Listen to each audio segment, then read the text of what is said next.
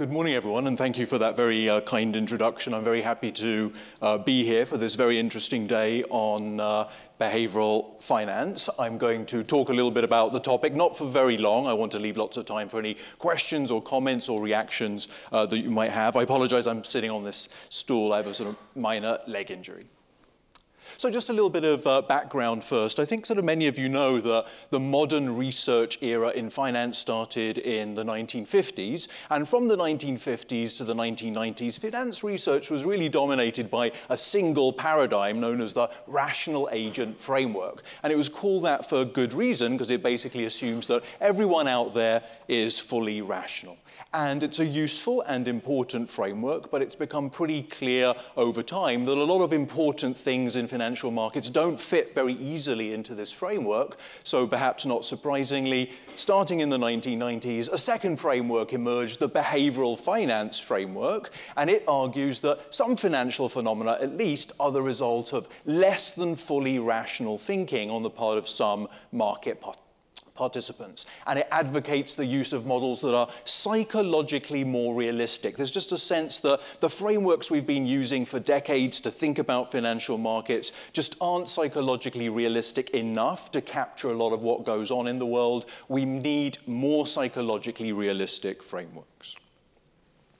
And so when I started working in this area more than 20 years ago, it really wasn't clear how it was going to go, how it was going to do. But now I feel confident saying to you that at least on some dimensions, behavioral finance has been successful. It explains many observed facts in simple, intuitive ways. It makes testable predictions, at least some of which have been confirmed in the data. And there's strong interest, not just among academics, but among practitioners and policymakers too. Academic papers in behavioral finance have been heavily cited, and it's received its share of awards as well, not least the Nobel Prizes to people like Daniel Kahneman, Robert Shiller, and Richard Thaler. That said, it still has some way to go. For example, one goal you might have is that all finance researchers be familiar with the core ideas in behavioral finance and apply them as appropriate. And we're not there yet. So I think people who work in the field, like me, one task we have is to communicate our ideas more broadly. And so I thought it might be helpful if today I try to do just that in just a short amount of time. So I thought specifically what I could do is try to pick out 3 ideas from behavioral finance that I think are particularly helpful for thinking about financial markets. And the 3 that I've picked out are over-extrapolation of the past, overconfidence, and what I'm calling gain-loss utility, coupled with elements from prospect theory. And I'm going to try to show you today that these ideas can explain many central facts about asset prices, and after I've done that, I'll just end with some broad remarks about progress in the field. All right, so let's dive into the first idea, over-extrapolation. It's just the idea that when people form beliefs about the future, they put too much weight on the recent past. And today I'm going to focus specifically on the idea that people extrapolate past returns. At some level, very basic idea, it's just the idea that if the recent returns on an asset or asset class have been good, people are too quick to think that the future returns will also be good. If the recent returns on an asset or asset class have been poor, people are too quick to think that the future returns will also be poor. And this is an old idea. You can find it in qualitative accounts of financial markets going back decades. The first wave of formal academic research on the topic came along in the 1990s, and in just the past 5 years or so, there's been a second wave of research on this topic, spurred, I think, in part by renewed attention to an interesting kind of data, specifically survey data. So there's a lot of surveys that are conducted of investors, both individual investors and institutional investors, that simply ask people for their forecast of future stock market returns. How do you think the stock market's going to do over the next year? And these data provide support for the notion of over-extrapolation of past returns. So let me take that in 2 steps. First of all, the data point to extrapolation of past returns. If the recent returns on the stock market have been good, people think that the future returns will be good. If they've recently been bad, people think that the future returns will be bad. And you can see this in this graph here from one study of this topic. This is actually Gallup survey data, as I remember. The graph runs from 1996 through 2012. The red line is in each quarter, we're asking people to forecast the stock market return over the next year. And the blue line is at that very moment of time, how had the stock market performed over the previous year? And you can see a close correlation between the two lines, which simply says if the stock market had recently performed well, people thought that it would keep doing well. If it had recently performed poorly, people thought that it would keep doing poorly. So people are extrapolating past returns, but also, the authors show, they seem to be over-extrapolating past returns in the sense that their beliefs are incorrect. And what I mean there is, if you look at the correlation between people's forecasted return and what subsequent realized returns actually are, you'll see something of a negative correlation. When people expect higher returns, the subsequent return is actually lower than average. When people expect low returns, the subsequent return is actually higher than average.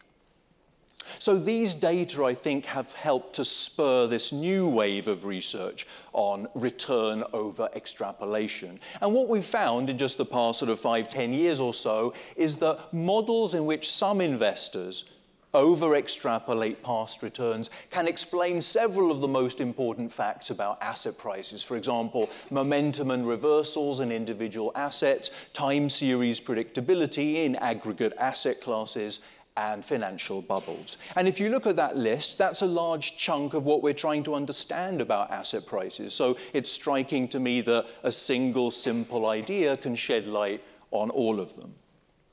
And before I explain the intuition for how this works, I thought I'd just briefly remind you of what these facts say, although I suspect that some of you are well aware of them. So first of all, momentum and reversals. So in the cross-section of stocks, but also in other asset classes, there's what's called medium-term momentum. For example, stocks with high past 6-month returns have higher subsequent returns on average than stocks with low past 6-month returns. So to make that a little bit clearer, imagine that at some point of time, you take your database of stocks and you rank all the stocks based on how they've performed over the past 6 months. So some stocks have performed very well, some stocks have performed very poorly. It's interesting to see how do these two groups of stocks do subsequently. And what's been found over decades of data in the United States, but also most international markets, is that these prior winners subsequently have a high average return, while the prior losers subsequently have a low average return.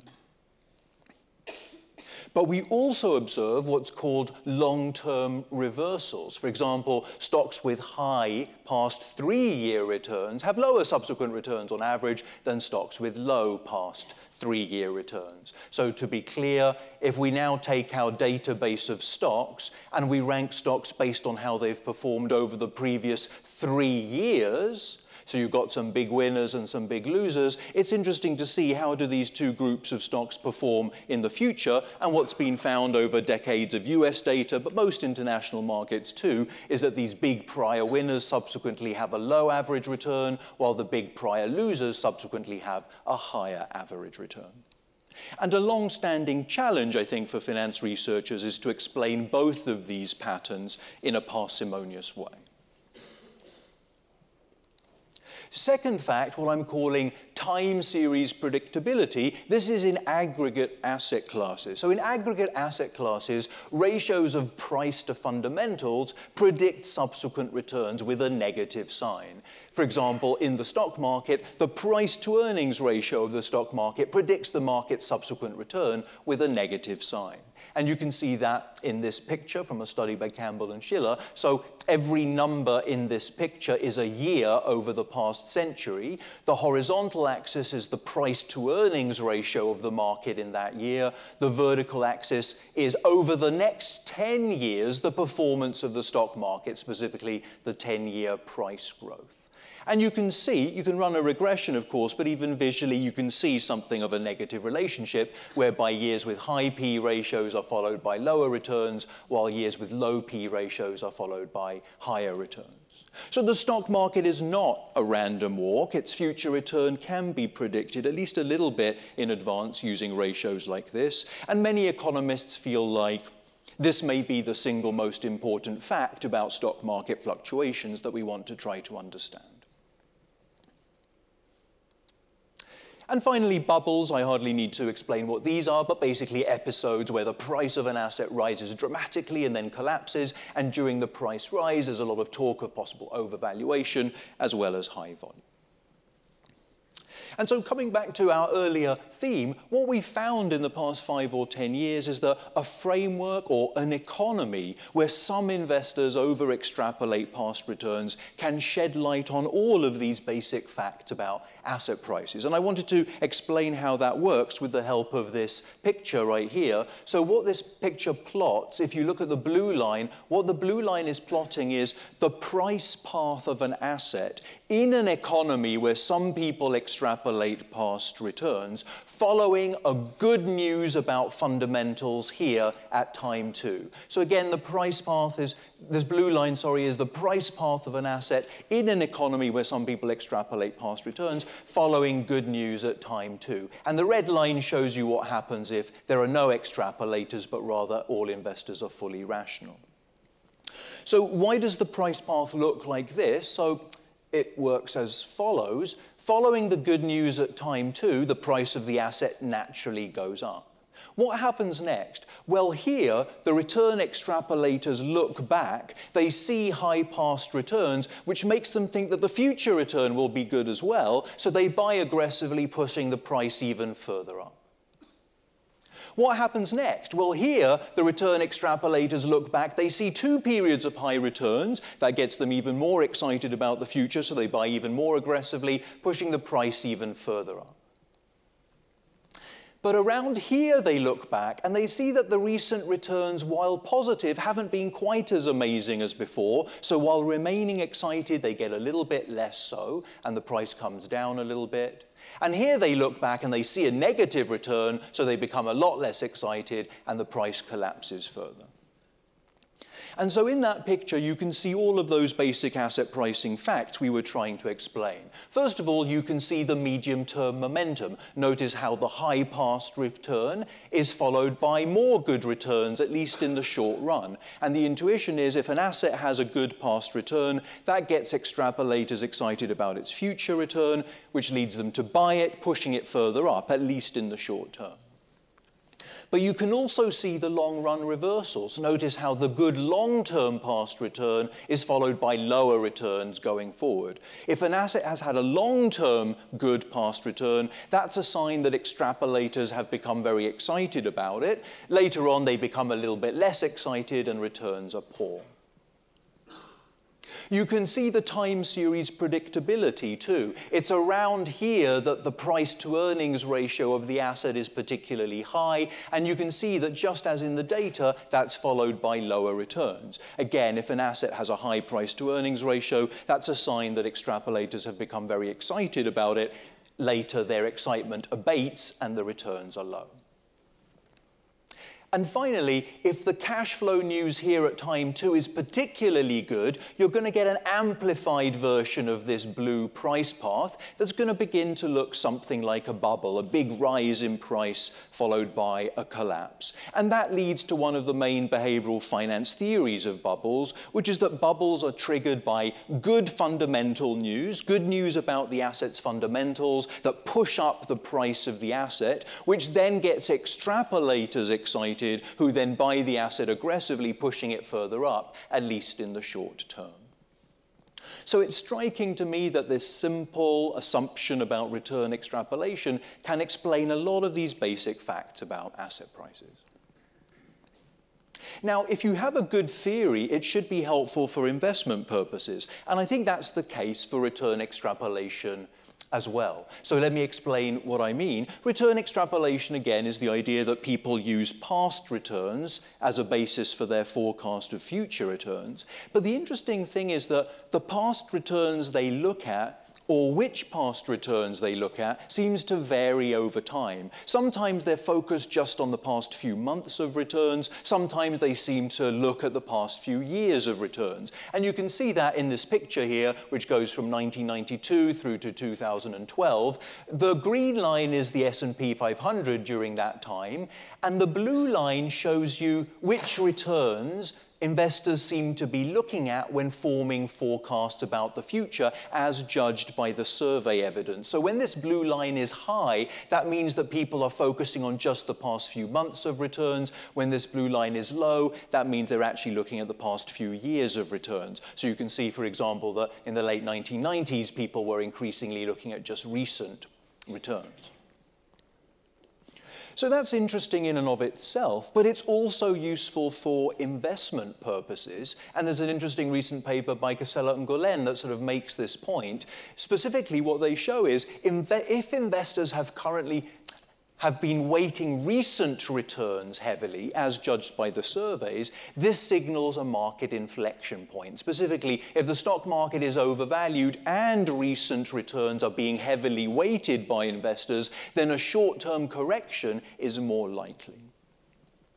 So this helps to answer a long-standing question that practitioners, I think, are particularly interested in. They'll often ask, look, if the price-to-earnings ratio of an asset is high, that suggests that it might be overvalued and due for a correction. But when will the correction occur? What this study shows is that survey data helps to provide an answer. If the price-to-earnings ratio is high and investors seem to be very heavily focused on just recent returns, then a correction is more likely in the short term. And there's good intuition for that, which is, suppose investors are very focused on just short-term past returns, and then let's suppose that there's just one piece of bad news that brings the market down a little bit, then precisely because people are focused on the very recent past, that could trigger a large change in market sentiment and hence a large collapse in the price of the asset. So this idea of return extrapolation, not just helpful for understanding basic facts, but potentially also for investment purposes. So that was the first idea I wanted to discuss with you. The second idea I've decided to talk about is overconfidence.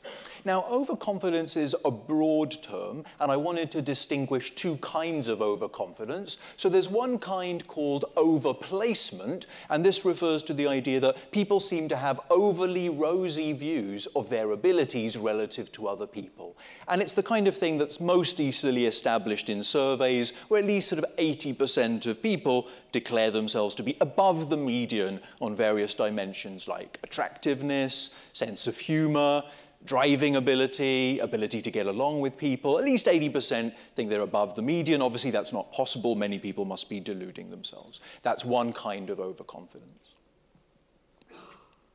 Another kind is over-precision. This refers to the fact that people seem to be too confident in the accuracy of their beliefs. This is usually established by asking people for confidence intervals. So I could ask you a question like, how many petrol stations are there in some region?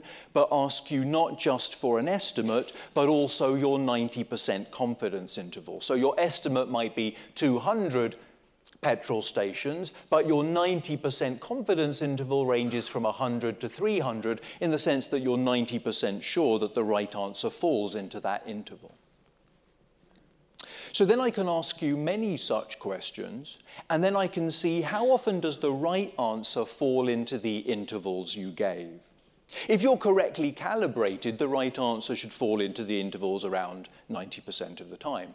But what dozens of studies have found, going back decades, is that the right answer falls into the intervals only around 50% of the time. So people are giving intervals that are too narrow, which in turn suggests that they are too confident about the precision of their estimate. So this idea of overconfidence has several applications in finance, but perhaps the principal motivation for invoking it in the financial context is to understand the very high trading volume we've observed in financial markets for decades.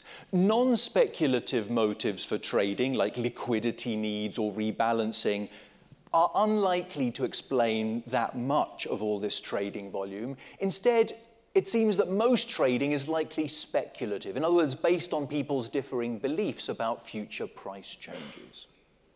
And the key point is this, and this was only really figured out in the 1980s, is that it's hard to generate a large amount of speculative trading in an economy where everyone is fully rational. And I've written here that's because each investor infers others' information from prices or from their mere willingness to trade, which reduces your own willingness to trade. So just to be clear about that, to really boil it down, if I go to buy a stock and then you are willing to sell to me, well, if I'm fully rational, I'm then going to say, wait, why are you willing to sell to me? Perhaps you know something bad about the future prospects of this company. In which case, you know what? I think I'd rather not buy after all. Now, that might sound extreme to you, but that is how a fully rational person will think. And so when we write down models of fully rational investors, we find that they don't predict a lot of volume for this reason, nothing like the amount of volume you observe in the real world. And I guess the point is that overconfidence is a nice way of breaking this logjam. So let me repeat the story with some overconfidence thrown in. So I go to buy a stock, you're willing to sell to me. So then I say to myself, okay, why are you willing to sell to me? Oh, okay, you think you know something bad about the future prospects of the company. But then I say, I don't care what you think, because I think I'm much better than you at analyzing stocks, and you feel exactly the same about me, and so we're both very happy to trade with one another. We both think we're on the winning side of the trade. Obviously, we can't both be, but because of overconfidence, we think we are, and therefore we're happy to trade. And what's nice is in the past few years, we've seen some direct evidence that overconfidence really plays a role in trading. So to test this hypothesis, I think one natural prediction is more overconfident people are going to trade more because they're so sure they know what they're doing. And there's some nice studies that have tested that prediction. One of the most compelling to me is by Grimblatt and Keller-Harju. They use data from Finland. A number of these studies use data from Sweden or Finland. These countries keep close, detailed records of what their citizens do, so it's a good place to run these studies. The challenge, of course, is to figure out who in Finland is more overconfident. And so the way the authors did it is, it turns out that at the age of 18 or 19, every Finnish man has to go into the military for compulsory army service. And when you do that, you take a bunch of tests, some psychological tests and some aptitude tests, tests of math and verbal ability. One of the psychological tests is a self-reported measure of confidence. How confident a person are you on a scale from 1 to 10? And so the measure of overconfidence in this study is your self-reported confidence minus how confident you should be based on your performance in the aptitude tests. So it's a bit cruel, but it's good in terms of a measure of overconfidence. And what the authors showed, it's a remarkable finding, is that that measure of overconfidence measured at the age of 18 or 19 predicts the frequency with which people trade stocks several years later when they finally open a brokerage account of their own. So to me, that's nice evidence of a direct link between overconfidence and trading. And more broadly, notice how even to understand something as basic as trading volume, we may need to appeal to ideas from behavioral finance like overconfidence. And so the last idea I wanted to discuss with you is gain-loss utility with prospect theory. So up until now, I've focused more on people's beliefs. I'm now going to turn to what economists often refer to as people's preferences. In other words, given people's beliefs about the potential future outcomes of an investment decision, how do they evaluate these outcomes? And many psychologists feel that a theory called prospect theory by Daniel Kahneman and Amos Tversky might be the best available answer to this question.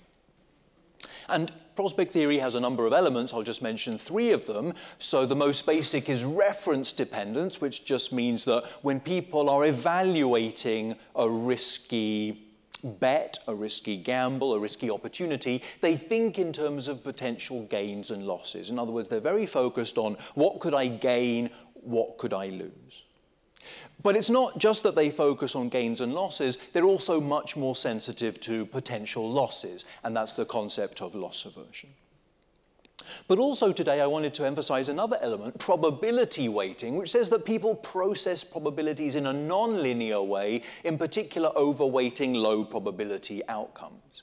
And you can see that in this picture. So on the horizontal axis here is the probability of some outcome, and on the vertical axis is how much weight the brain puts on that outcome when making a decision. I've inserted the green dashed line, the 45-degree line. That's what traditional models assume. They assume that if something's going to happen with probability 0.3, the decision maker puts weight of 0.3 on it when making the decision. If something's going to happen with probability 0.7, the decision maker puts a weight of 0.7 on it when making a decision. But Kahneman and Tversky, from their experiments, found that the brain actually used non-linear weights captured by this blue line that in particular overweight low probability outcomes.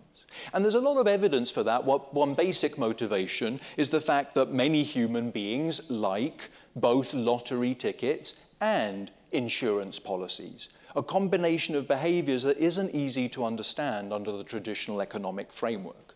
But probability weighting captures it by saying that when you're thinking about a lottery ticket, the brain is overweighting the states in which, the unlikely event in which you win the lottery, and therefore you find the lottery ticket appealing. And when you're thinking about an insurance policy, the brain is overweighting the unlikely event of a financial disaster, and that makes you lean towards the insurance policy. And while loss aversion is the best known element of prospect theory, probability weighting may have just as many applications in finance. It makes the following very basic prediction, which is that the skewness of an asset's returns will be priced, even the idiosyncratic skewness, a prediction not made by the traditional models. More specifically, positively skewed assets will be overpriced and earn low average returns. Negatively skewed assets will be underpriced and earn high average returns. And let me, before turning to applications, just make sure the intuition is clear. So a positively skewed asset is one that offers you a small chance of a really good outcome. So its return distribution will look like the picture at the top here, the long right tail indicating the positive skewness. I'm saying that under probability weighting, assets like that will be overpriced and have a low average return. The reason is that when you're thinking about such an asset, the brain will be overweighting these very appealing right tail events. So you find that distribution very attractive. You're willing to pay a lot for the asset and earn a low average return. A negatively skewed asset exposes you to the small chance of a very bad outcome, so that would have a return distribution like the one at the bottom, where the long left tail is indicating the negative skewness. And I'm saying that under probability weighting, such assets will be underpriced and have high average returns. Why? Because when you're thinking about such an asset, the brain is overweighting these nasty left tail outcomes, so you find this asset very aversive, you pay only a low price for it, and demand a high average return. And these very simple predictions can be helpful for understanding a range of facts, specifically about average returns. So some average returns are puzzlingly high, some are puzzlingly low. For example, the return on the overall stock market is puzzlingly high. Over the past 2 centuries, the US stock market has outperformed Treasury bills by an enormous margin. Of course, we expect it to outperform because it's riskier, but it's hard to understand the sheer magnitude of the outperformance. And the same conclusion is reached even if you look at the average stock market around the world. Meanwhile, other average returns are puzzlingly low. For example, the long-term average return on IPO stocks is surprisingly low. You can see that in this classic picture from a study by Loughran and Ritter. The columns in the front row show you the average returns of IPO stocks in the 5 years after the IPO. The columns in the back row show you the average returns of a control group of stocks, stocks that are similar to the IPO stocks in terms of market capitalization, but happen to do their IPO much further back in time. And you can see much lower average returns for the IPO stocks. And I just want to say that probability weighting offers a simple way of understanding both of these facts. The reason is that the overall stock market is negatively skewed. It's subject to occasional large crashes. So then probability weighting says, indeed, such an asset should have a high average return. The intuition is that when people are thinking about the overall stock market, the brain is overweighting the nasty left tail outcome, the possibility of a large crash. So you find this asset aversive and you demand a high average return on it.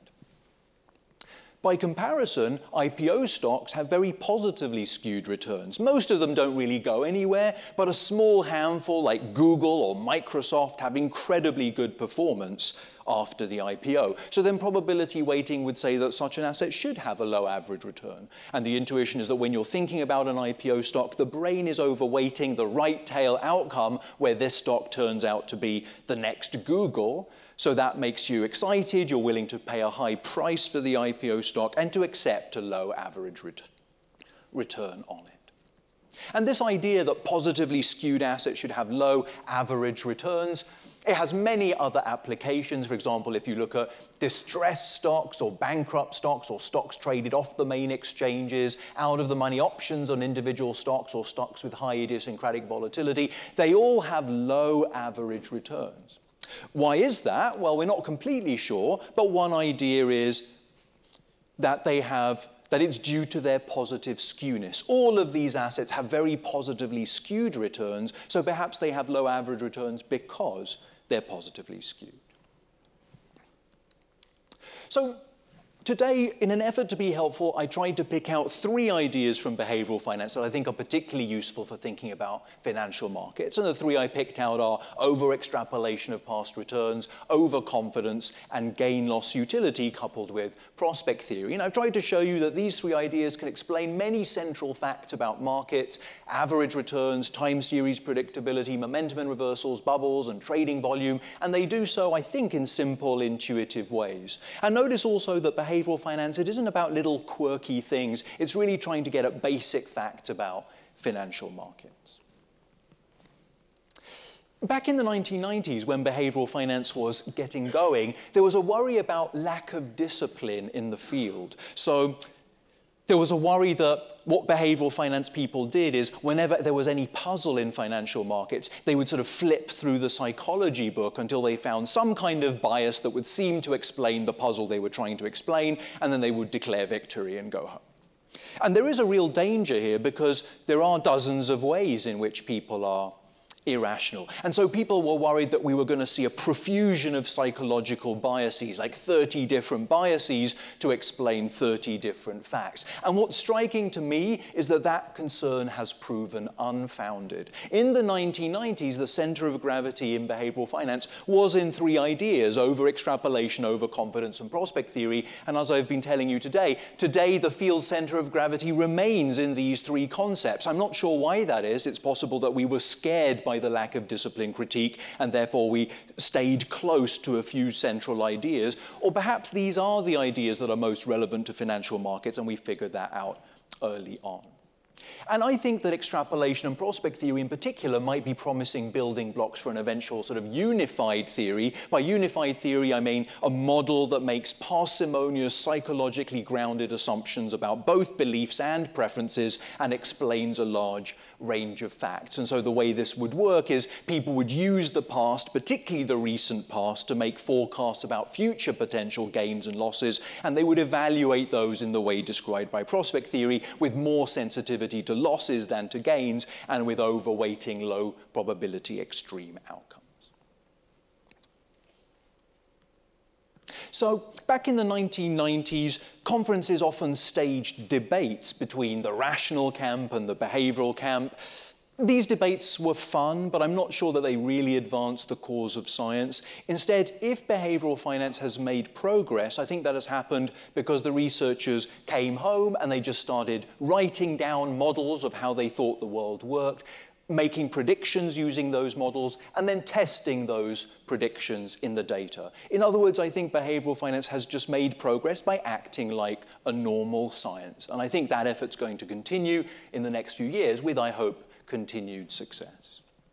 So I'm just going to stop there and leave, I think we have at least 10 minutes remaining for any questions or reactions or comments that you might have. I did just want to mention that if you are interested in digging more deeply into any of the ideas I talked about this morning, or you're curious about some other ideas in behavioral finance that I haven't had time to cover, I've recently completed a comprehensive survey of behavioral finance approaches to understanding asset prices. It's called Psychology-Based Models of Asset Prices and Trading Volume. It's available on my website, and I think also on the conference website. So let me stop there and take any questions or comments you might have.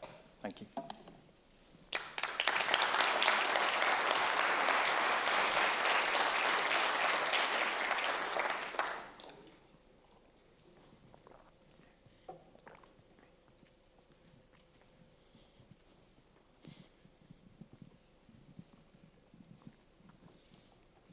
Nick, hi Nick, my name is Amlan Roy. Hi. From State Street, and I'd like to compliment you as an ex-academic. You're the best behavioral finance person of our generation for a masterful talk. But thank you so much. No, and we've taught from your papers. We've taught from your papers, despite being asset pricing. So now I have two questions. The first one is, as a practitioner, something that you can contribute a lot to, particularly the NBR behavioral finance. There's a big, huge gap between what you talked about, what we as asset pricing people see, people like Schiller and Andy Lowe, et cetera, talk about on behavioral finance from an academic viewpoint. But I sit in the industry and I see clients across 70 countries, and it's a fad to mention behavioral finance when people can't even figure out lots of times, you know, volatility ratios, the kind of things that Campbell Lowe McKinley, et cetera, talk. So how do you square the circle between the so-called experts and the really people trying to understand in research the way markets operate versus the practitioners who just want to gloss over the things? And my second one is a bit more technical. A lot of what you've said could be couched in the sense of Zellner and Lars Hansen, et cetera, in Bayesian models, where you could take your priors and then tweak them in ranges of priors with a likelihood function, and then arrive at estimates of overconfidence, et cetera. So the second one is, I'd like your reaction on the second one, but the first one I feel is a danger where you can contribute a lot.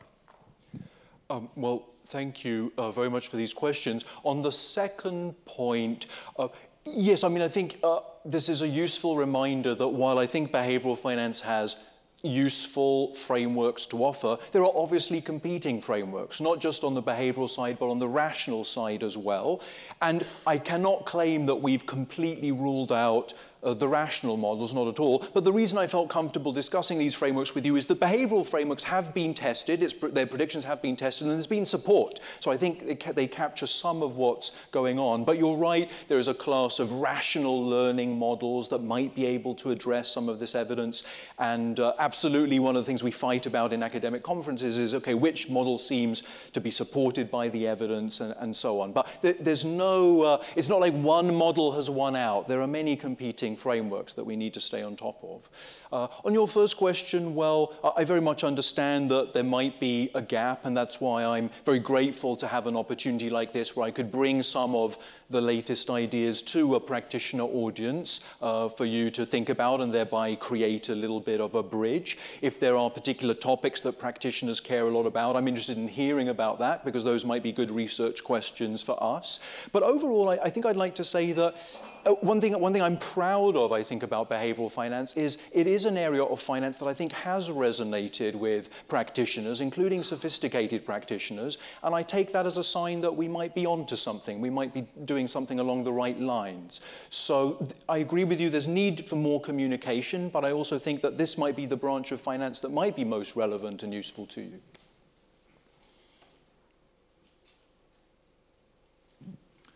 Nick, two questions. You mentioned the sort of the periodicities of underreaction and overreaction, sort of the 6 to 12 month window being that intermediate term, and the DeBont-Thaler 3-year window in the longer term. There's also this very short term 1 month overreaction stuff. So question one is, how does that, if at all, relate to intermediate term or longer term overreaction within that second window? In the periodicity, you focused a lot on extrapolation rather than underreaction. can those two coexist as drivers for this 6 to 12 month phenomenon, or are you much more of an extrapolation guy versus an underreaction guy?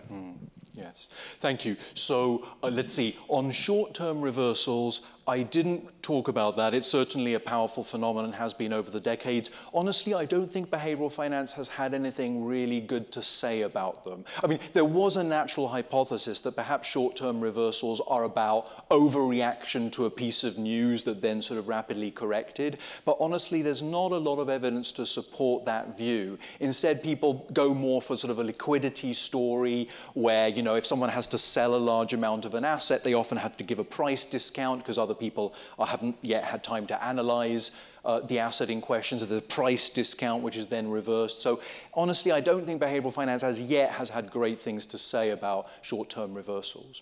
You're absolutely right to bring up underreaction. If I was doing a longer talk, I would mention that as another topic. It might be, if I had to pick 4 things, it might be the 4th thing. So today I talked about momentum as a sort of overreaction phenomenon involving extrapolation, but certainly an important alternative hypothesis is that it reflects underreaction. There's a piece of news, a good news, people don't react enough to it, so there's a positive price move, but because of the insufficient reaction, there's another positive price move later, and there's certainly evidence to support that as well. There can be both going on. The reason I picked on the ideas I did, extrapolation over confidence, is I think the most important facts in financial markets do have to do with sort of extreme movements, with prices getting too high, with them getting too low. That can have some of the bigger effects on the real economy, and things like extrapolation and overconfidence have been implicated in those. So that's why I focus more on those. But I very much agree that if I did a 4th thing, it would be something related to underreaction.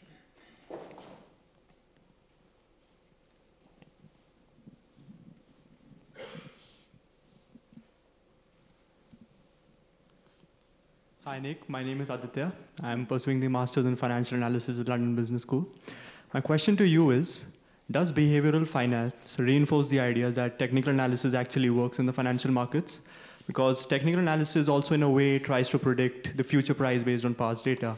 And charting involves in a way gauging fear and greed, the human emotions that go into it. And if we amalgamate these 2 branches, technical analysis and behavioral finance, do you think it will better help a person to predict the future? Yeah.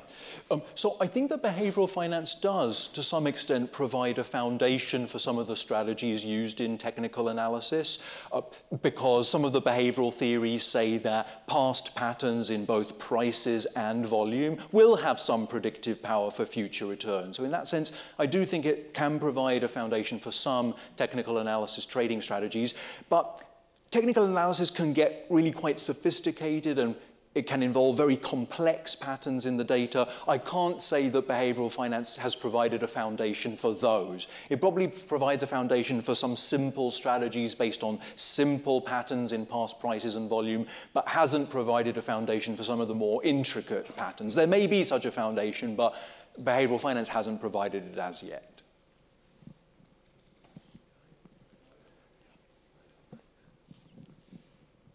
Hi, Will Mulder and LBS alum. Thank you very much for the presentation. So my question is, where do you see the end point for behavioral finance? Do you see an end point where if all institutional investors were educated enough, you could have rational rational markets?